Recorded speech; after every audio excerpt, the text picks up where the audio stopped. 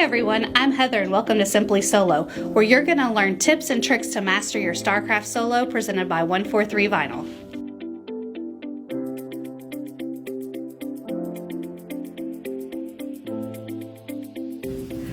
Today's solo tip of the day is how to save your cut settings.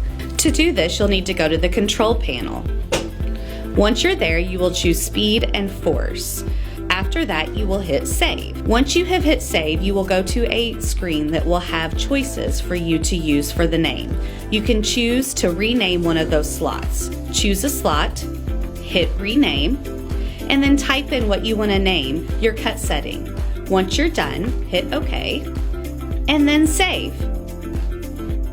It's that easy to set your cut settings and to name them to the desired name you want for your StarCraft Solo.